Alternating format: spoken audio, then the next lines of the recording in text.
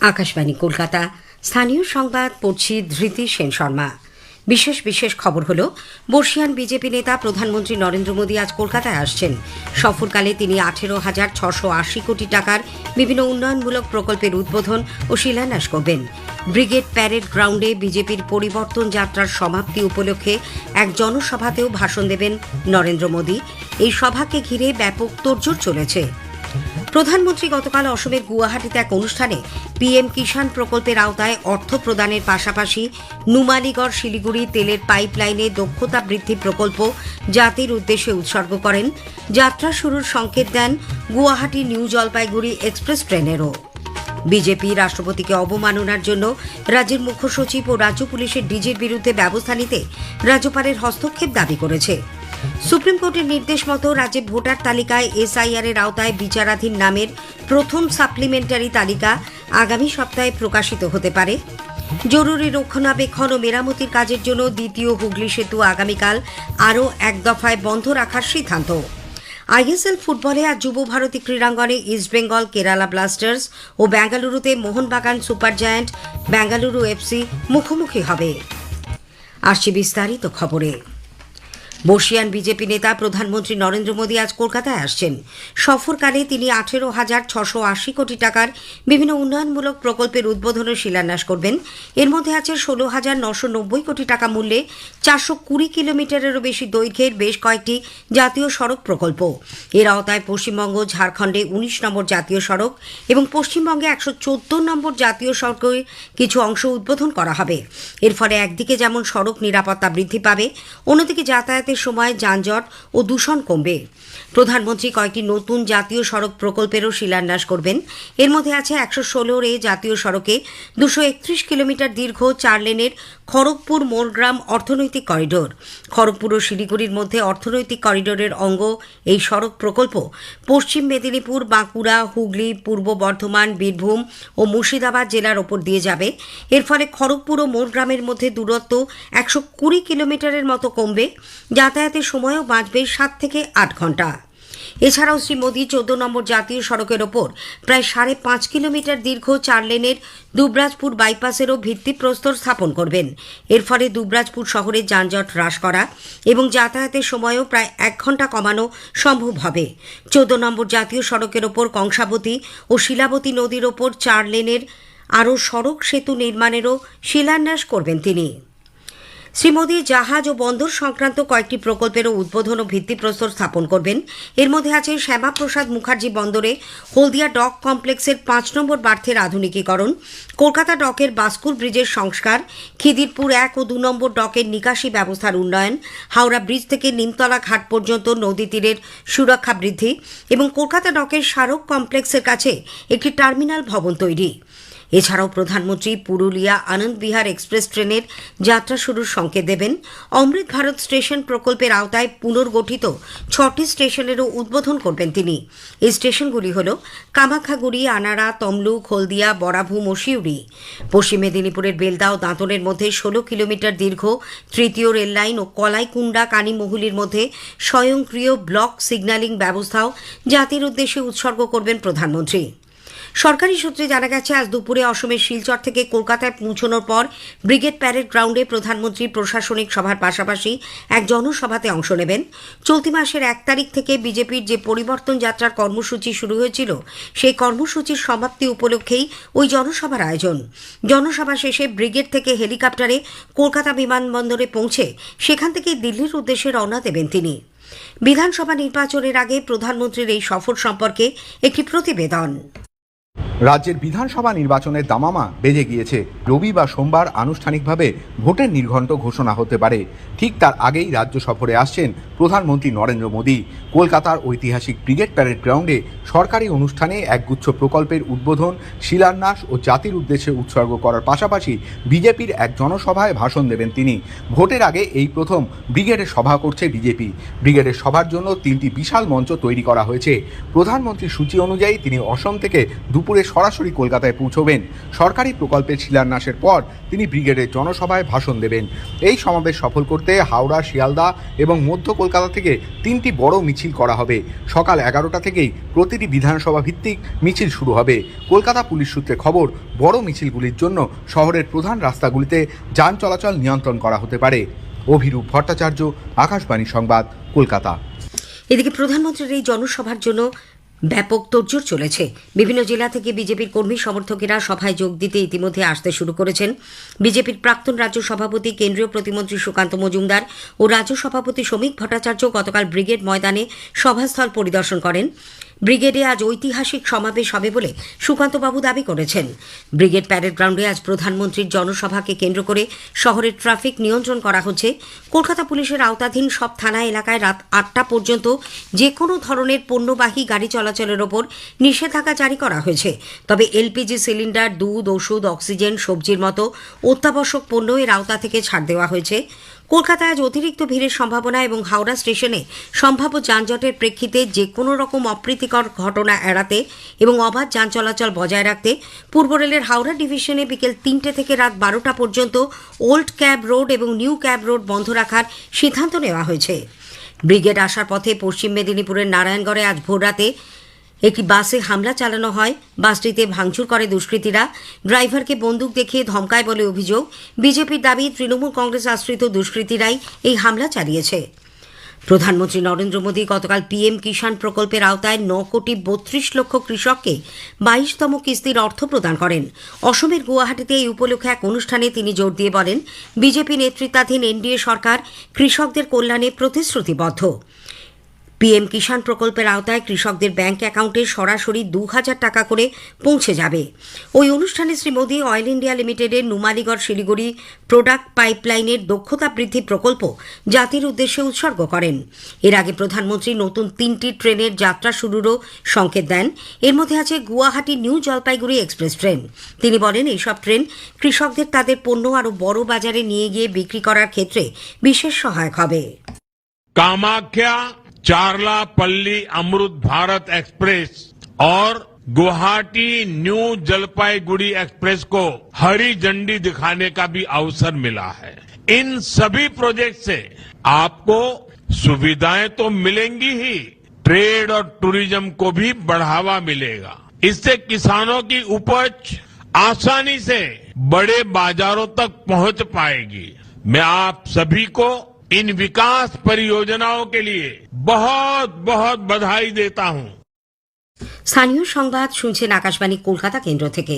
BJP রাষ্ট্রপতিকে অবমাননার জন্য রাজ্যের মুখ্য সচিব ও রাজ্য পুলিশের ডিজির বিরুদ্ধে কড়া ব্যবস্থা নিতে রাজ্যপালের হস্তক্ষেপ দাবি করেছে।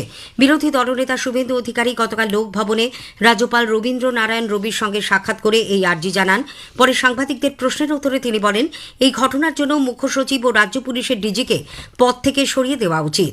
তার অভিযোগ, যে রাজ্যে রাষ্ট্রপতির প্রতি সামান্য প্রোটোকলও মানা হয় না, সেখানে কোনো কিছুই হওয়ার নয়। আমি স্পেসিফিক বলেছি, যে রাজ্যে রাষ্ট্রপতি মহোদয়ের প্রোটোকল মানা হয় না, সিভিক ভলেন্টিয়ার পাঠানো হয় তার নিরাপত্তার জন্য, তার অনুষ্ঠান স্থলের পারমিশন হয় না, জায়গা চেঞ্জ করতে হয়, সেই রাজ্যে আর কিছু বাকি নেই। আমাদের মাননীয় রাষ্ট্রপতি মহোদয়া শুধু রাষ্ট্রপতি মহোদয় নয়, এবং একজন নারী শক্তি, তার সঙ্গে যে আচরণ করেছে এই বিষয়ে মাননীয় রাজ্যপালকে উইথ ফোল্ডেড হ্যান্ড আমি বলেছি, এবং আমি আশা করব রাষ্ট্রপতি মহোদয়ের সঙ্গে যা ঘটেছে এর বিরুদ্ধে ব্যবস্থা নিতে হবে। রাষ্ট্রপতি দ্রৌপদী মুর্মুর সফরে প্রোটোকল ভাঙার অভিযোগে দার্জিলিংয়ের জেলাশাসক মনীষ মিশ্র ও শিলিগুড়ি কমিশনারেটের সি সুধাকরকে কেন্দ্র ডেপুটেশনে চেয়ে পাঠালেও তা না পাঠিয়ে জেলাশাসক মনীষ মিশ্রকে বদলি করা হয়েছে স্বরাষ্ট্র ও পার্বত্য বিষয়ক দপ্তরের বিশেষ সচিব পদে। সুপ্রিম কোর্টের নির্দেশ মতো রাজ্যে ভোটার তালিকায় বিশেষ নিবিড় সংশোধনী এসআইআর এর আওতায় বিচারাধীন বা অ্যাডজুডিকেশন তালিকায় থাকা নামের প্রথম সাপ্লিমেন্টারি তালিকা আগামী সপ্তাহে প্রকাশ করা হতে পারে। নির্বাচন কমিশন সূত্রে জানা গেছে, প্রাথমিক তালিকায় প্রায় 60 লক্ষের বেশি ভোটারের নাম বিবেচনাধীন ছিল। এর মধ্যে 15 লক্ষ ভোটারের নামের নিষ্পত্তি ইতিমধ্যেই হয়েছে। জরুরি রক্ষণাবেক্ষণ ও মেরামতির কাজের জন্য কলকাতা ও হাওড়ার মধ্যে সংযোগকারী দ্বিতীয় হুগলি সেতু আগামীকাল আরও এক দফায় বন্ধ রাখার সিদ্ধান্ত। সকাল 6টা থেকে সন্ধ্যে 6টা পর্যন্ত ওই সেতুর ওপর দিয়ে সব ধরনের যান চলাচল সম্পূর্ণ বন্ধ থাকবে বলে কলকাতা পুলিশের তরফে এক বিবৃতিতে জানানো হয়েছে। পূর্ব রেলের শিয়ালদা ডিভিশনে বারুইপুর ও ডায়মন্ড হারবার স্টেশনের মধ্যে সাবওয়ে তৈরির কাজের জন্য আজ রাত 10টা থেকে আগামীকাল সকাল 7টা পর্যন্ত মোট 9 ঘন্টা ট্রাফিক ও পাওয়ার ব্লক থাকবে। এই কারণে বেশ কয়েকটি ট্রেন বাতিল করা হয়েছে। আইএসএল ফুটবলে আজ যুব ভারতী ক্রীড়াঙ্গনে ইস্টবেঙ্গল কেরালা ব্লাস্টার্সের মুখোমুখি হবে। খেলা শুরু বিকেল 5টায়। অন্যদিকে মোহনবাগান সুপার জায়ান্ট বেঙ্গালুরুর কান্তিরাভা স্টেডিয়ামে আরেকটি ম্যাচে বেঙ্গালুরু এফসির মুখোমুখি হবে। খেলা শুরু হবে সন্ধ্যে 7:30টায়। স্থানীয় সংবাদ শেষ হলো। আকাশবাণী খবর পড়ছি সুদীপ বসু। এখনকার বিশেষ বিশেষ খবর হল, অসম সফরের দ্বিতীয় দিনে প্রধানমন্ত্রী নরেন্দ্র মোদী আজ অসমের শিলচরে এক উচ্চ প্রকল্পের ভিত্তিপ্রস্তর স্থাপন করবেন। পশ্চিমবঙ্গ সফরে এসে 18,680 কোটি টাকার বিভিন্ন উন্নয়নমূলক প্রকল্পের উদ্বোধন ও শিলান্যাস করবেন তিনি। লোকসভায় গতকাল অতিরিক্ত ব্যয় মঞ্জুরের দাবি গৃহীত হয়েছে। হরমুজ প্রণালী দিয়ে ভারত খুব শীঘ্রই নিরাপদে জাহাজ চলাচলের পথ পেতে পারে বলে ভারতে নিযুক্ত ইরানের রাষ্ট্রদূত জানিয়েছেন। সুপ্রিম কোর্টের নির্দেশ মতো পশ্চিমবঙ্গে এসআইআর এর আওতায় প্রথম সাপ্লিমেন্টারি ভোটার তালিকা আগামী সপ্তাহে প্রকাশিত হতে পারে। ভারতের তরুণ মান্নেপল্লী সুইস ওপেন ব্যাডমিন্টনের কোয়ার্টার ফাইনালে। আসছি বিস্তারিত খবরে। অসম সফরের দ্বিতীয় দিনে প্রধানমন্ত্রী নরেন্দ্র মোদী আজ শিলচরে 23,550 কোটি টাকা মূল্যের বিভিন্ন প্রকল্পের ভিত্তিপ্রস্তর স্থাপন করবেন। অম্বিকাপুরে তিনি 3টি প্রকল্পের ভূমি পূজন করবেন। এগুলি হল 22,864 কোটি টাকার শিলচর হাই স্পিড করিডোর, 565 কোটি টাকা ব্যয় শিলচর টাউন ফ্লাইওভার এবং পাথরকান্দি কৃষি কলেজ। এর জন্য ব্যয় হবে 122 কোটি টাকা। প্রধানমন্ত্রী সফরের পর মুখ্যমন্ত্রী হিমন্ত বিশ্ব শর্মা শ্রীকোনায় বরাকবাসীর জন্য নির্মিত মিনি সচিবালয়ের উদ্বোধন করবেন। এরপর দারগাকোনার মিঠাপানিতে নগর আবাসন দপ্তরের কনভেনশন সেন্টারের উদ্বোধন করবেন তিনি। গতকাল গুয়াহাটিতে জনসভায় প্রধানমন্ত্রী কৃষকদের আয় বৃদ্ধি এবং কৃষি আধুনিকীকরণে এনডিএ সরকারের অঙ্গীকার পুনর্ব্যক্ত করেছেন। তিনি 9,32 লক্ষ কৃষকের জন্য পিএম কিষাণ প্রকল্পের 22তম কিস্তি প্রদান করেন এবং প্রায় 19,680 কোটি টাকার একাধিক উন্নয়ন প্রকল্পের উদ্বোধন করেন। बीते 11 वर्षों में देश के किसान के इर्द गिर्द बीजेपी एनडीए सरकार ने एक मजबूत सुरक्षा कवच बना है। एमएसपी हो, सस्ता ऋण हो, फसल बीमा हो, पीएम किसान सम्मान निधि हो, ये योजनाएं किसानों का बहुत बड़ा संबल बनी है। इतना ही नहीं, हमने इस बात का ध्यान रखा है कि अंतर्राष्ट्रीय स्तर पर संकट का असर खेती किसानी पर न पड़े। কলকাতা সফরের প্রধানমন্ত্রী আজ প্রায় 18,680 কোটি টাকার একাধিক উন্নয়ন প্রকল্পের উদ্বোধন ও শিলান্যাস করবেন। সড়ক পরিকাঠামো উন্নয়নের লক্ষ্যে প্রধানমন্ত্রী 420 কিলোমিটারের বেশি দীর্ঘ জাতীয় সড়ক প্রকল্পের উদ্বোধন করবেন, যার মূল্য প্রায় 16,990 কোটি টাকা। এর মধ্যে রয়েছে পশ্চিমবঙ্গ ঝাড়খণ্ডের 19 নম্বর জাতীয় সড়ক এবং পশ্চিমবঙ্গের 114 নম্বর জাতীয় সড়কের অংশ বিশেষ। শ্রী মোদী খড়গপুর মোরগ্রাম অর্থনৈতিক করিডোরের 231 কিলোমিটার দীর্ঘ 4 লেনের সড়ক প্রকল্পের 5টি প্যাসেজের শিলান্যাস করবেন। এই করিডোর সরাসরি যোগাযোগ নিশ্চিত করবে, ভ্রমণ দূরত্ব প্রায় 120 কিলোমিটার কমবে। এর ফলে সময় বাঁচবে 7 থেকে 8 ঘন্টা। এছাড়া তিনি দুবরাজপুর বাইপাস কংসাবতী ও শিলাবতী নদীর ওপর নতুন সেতু নির্মাণ প্রকল্পের ভিত্তিপ্রস্তর স্থাপন করবেন। জাহাজ চলাচল ও বন্দর খাতে প্রধানমন্ত্রী হলদিয়া ডক কমপ্লেক্সের 2 নম্বর বার্থের আধুনিকীকরণ প্রকল্পের উদ্বোধন করবেন। তিনি খিদিরপুর ডকের পুনরুজ্জীবন প্রকল্পেরও সূচনা করবেন। রেল পরিকাঠামো উন্নয়নের লক্ষ্যে তিনি পুরুলিয়া আনন্দবিহার টার্মিনাল এক্সপ্রেস ট্রেনের যাত্রার সূচনা করবেন। অমৃত স্টেশন প্রকল্পের আওতায় 6টি পুনর্নির্মিত রেল স্টেশনের উদ্বোধন করবেন প্রধানমন্ত্রী। এই উদ্যোগগুলি পূর্ব ভারতের পরিকাঠামো সংযোগ এবং অর্থনৈতিক বৃদ্ধিতে সরকারের অঙ্গীকারকে প্রতিফলিত করে। প্রধানমন্ত্রী কলকাতায় বিজেপির রাজনৈতিক সমাবেশেও ভাষণ দেবেন। আসন্ন বিধানসভা নির্বাচনের দিকে তাকিয়ে বিজেপির পরিবর্তন যাত্রা কর্মসূচির সমাপ্তি উপলক্ষে এই জনসভার আয়োজন করা হয়েছে। লোকসভায় গতকাল 2025-26 অতিরিক্ত ব্যয় অনুমোদনের দাবি গৃহীত হয়েছে। এর আওতায় সরকার 2,81,000 কোটি টাকার অতিরিক্ত খরচের দাবি জানিয়েছে। এ সংক্রান্ত আলোচনায় অংশ নিয়ে অর্থমন্ত্রী নির্মলা সীতারামন বলেন, সরকার বর্তমান বিশ্ব প্রেক্ষাপটে দেশের অর্থনীতিকে আরও স্থিতিশীল করে তুলতে বিভিন্ন ব্যবস্থা নিচ্ছে। রাষ্ট্রপতি দ্রৌপদী মুর্মু বলেছেন, দিব্যাঙ্গজনেরা দেশের উন্নয়নে এক গুরুত্বপূর্ণ ভূমিকা পালন করতে চলেছে। গতকাল নতুন দিল্লিতে পার্পল ফেস্টে যোগ দিয়ে রাষ্ট্রপতি বলেন, এই উৎসব দিব্যাঙ্গদের দক্ষতাকেই তুলে ধরছে। प्रधानमंत्री दिव्यांग केंद्र के माध्यम से उपलब्ध कराया जा रहा है इसको उपकरण लाखों लोगों को स्वतंत्रता और आत्मविश्वास के साथ जीवन जीने का सहायता कर रहे हैं। 2047 तक विकसित भारत के सामूहिक लक्ष्यों को साथ आगे बढ़ा रहे हैं। इस यात्रा में हमारे दिव्यांगजन भी बराबर की भागीदारी है। ভারতে নিযুক্ত ইরানের রাষ্ট্রদূত মোহাম্মদ ফাতালি হরমুজ প্রণালী দিয়ে ভারত খুব শীঘ্রই নিরাপদ জাহাজ চলাচলের পথ পেতে পারে বলে আভাস দিয়েছেন। নতুন দিল্লিতে সংবাদ মাধ্যমের সঙ্গে কথা বলতে গিয়ে তিনি বলেন, ভারত ইরানের বন্ধু, তাই ইরান ভারতীয় জাহাজগুলিকে বেরিয়ে যেতে দিতে পারে বলে তিনি আশা প্রকাশ করেন। রাষ্ট্রদূত আরও বলেন, ইরান বিশ্বাস করে দুদেশের মধ্যে পারস্পরিক আগ্রহের বিভিন্ন বিষয় রয়েছে। উল্লেখ্য, পশ্চিম এশিয়ার বর্তমান পরিস্থিতিতে বেশ কিছু ভারতীয় জাহাজ হরমুজ প্রণালীতে আটকে রয়েছে। পশ্চিম এশিয়ার বর্তমান পরিস্থিতির মধ্যে জ্বালানি ও পণ্যের অবাধ চলাচলের বিষয়ে ভারত ইরানের সঙ্গে বিস্তারিত আলোচনা করেছে। পশ্চিম এশিয়ার সাম্প্রতিক ঘটনাবলী নিয়ে বিদেশ মুখপাত্র রণধীর জয়সওয়াল বলেন যে, প্রধানমন্ত্রী নরেন্দ্র মোদী বৃহস্পতিবার ইরানের রাষ্ট্রপতি ডক্টর মাসুদ পেজেশকিয়ানের সঙ্গে আলোচনায় ভারতীয় নাগরিকদের নিরাপত্তা ও কল্যাণের উপর জোর দিয়েছেন। ভারত ফের জানিয়েছে যে, সমস্ত সমস্যা আলোচনা ও কূটনীতির মাধ্যমে সমাধান করা উচিত। प्रधानमंत्री ने अपनी बातचीत के दौरान हमारी जो प्राथमिकता है भारतीय नागरिकों को लेकर, उनकी सुरक्षा को लेकर, उनके हित को लेकर, इसके बारे में उजागर किया। साथ ही साथ उन्होंने जो महत्व है ऊर्जा और सामग्री के पारगमन का, इसके बारे में भी उन्होंने उल्लेख किया। और साथ ही साथ जो हम लोगों की पोजीशन, जो हमारा पक्ष है भारत का, कि डायलॉग डिप्लोमेसी यानी कि संवाद और राजनीति का रास्ता लेकर लोग आगे बढ़े, ताकि कॉन्फ्लिक्ट है उसको खत्म किया जाए जल्द से जल्द।